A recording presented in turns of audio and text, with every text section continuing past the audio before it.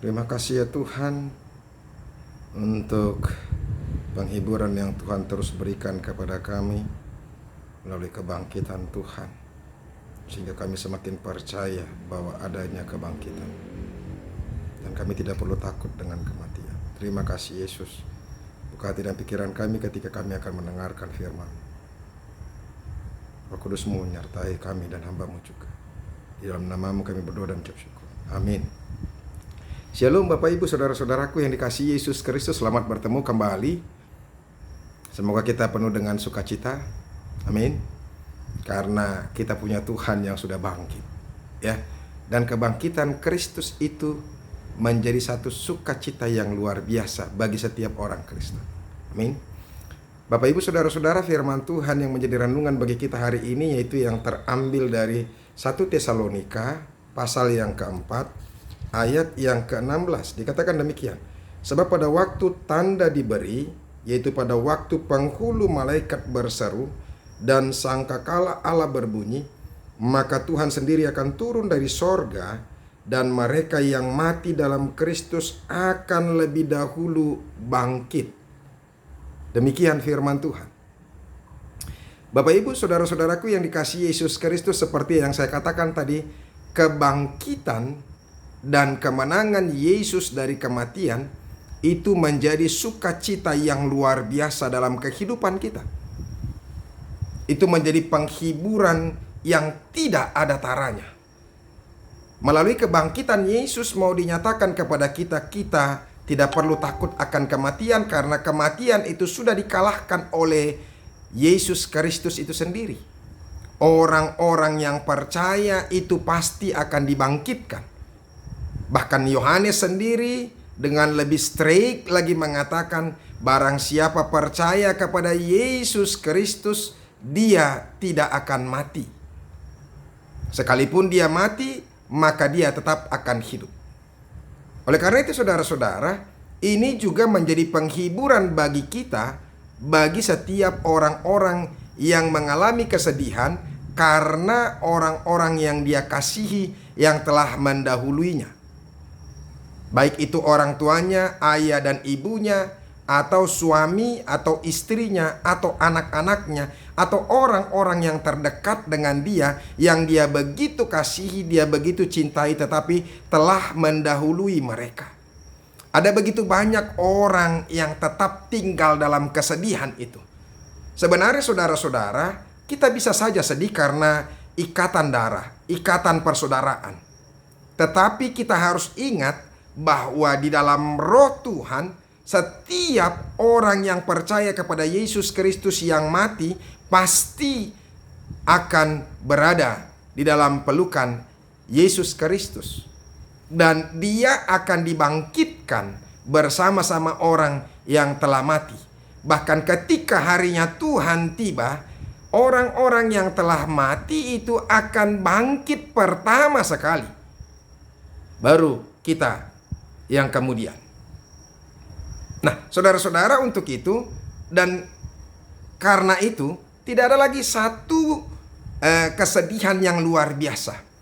Kalaupun kita sedih, kehilangan orang-orang yang kita kasihi yang telah mendahului kita, tetapi kesedihan itu adalah kesedihan karena apa? Karena keterpisahan kita saja untuk sementara di dunia.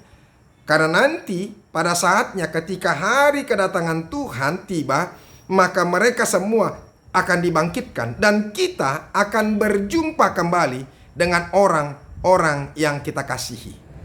Nah, oleh karena itu kenapa kita harus takut lagi? Mengapa kita harus bersedih lagi? Kalau kita bersedih, bahkan sampai kehilangan pengharapan kita akan orang-orang yang kita kasihi, karena kita menganggap bahwa mereka sudah pergi untuk selama-lamanya dan tidak akan bertemu lagi dengan kita, maka pengharapan kita itu menjadi pengharapan yang salah. Nah, ini yang mau ditegaskan. Ketika Yesus bangkit, berarti ada kebangkitan orang-orang yang percaya.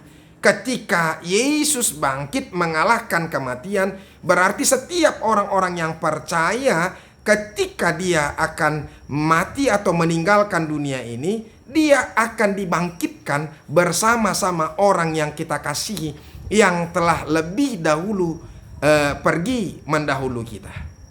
Makanya ketika awal daripada perikop ini, dia katakan, Rasul Paulus katakan, kedatangan Tuhan, selanjutnya kami tidak mau saudara-saudara bahwa kamu tidak mengetahui tentang mereka yang meninggal, supaya kamu jangan berduka cita seperti orang lain yang tidak mempunyai pengharapan.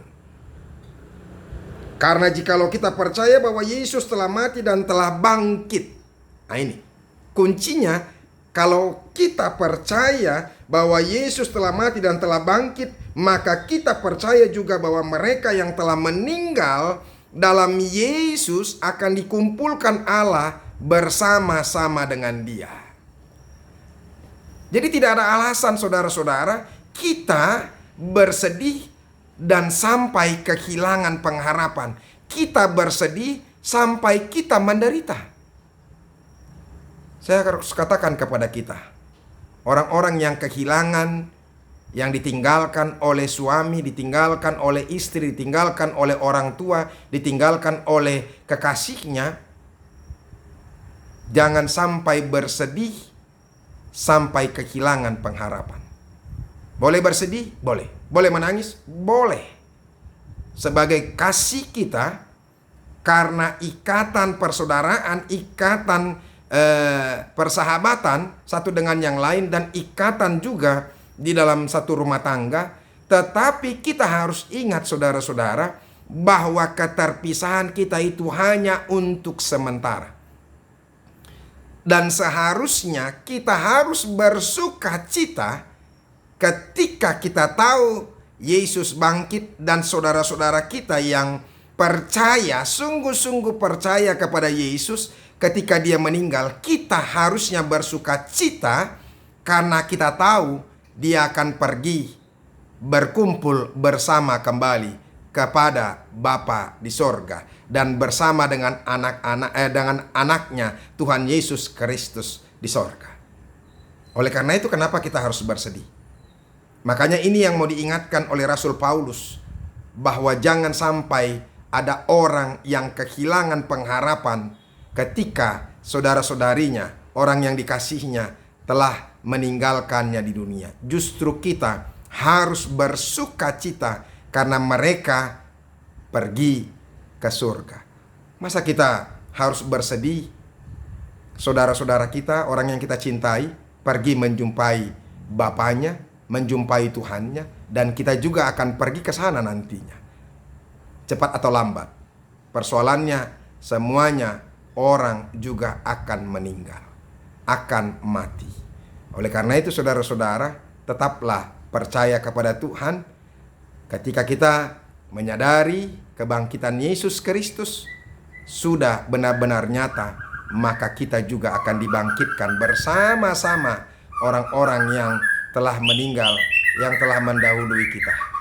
Semoga kita semakin terhibur ketika ada orang yang telah mendahului kita, ya orang yang kita kasihi. Jangan lagi mau kita bersedih sampai kita kehilangan pengharapan kita.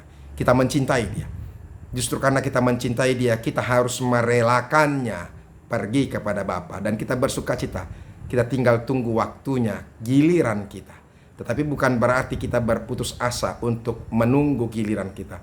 Tapi kita tetap berada dalam iman, percaya kita. Lakukan pekerjaan kita sebaik-baik mungkin, jadilah menjadi berkat, maka Tuhan akan mencintai kita.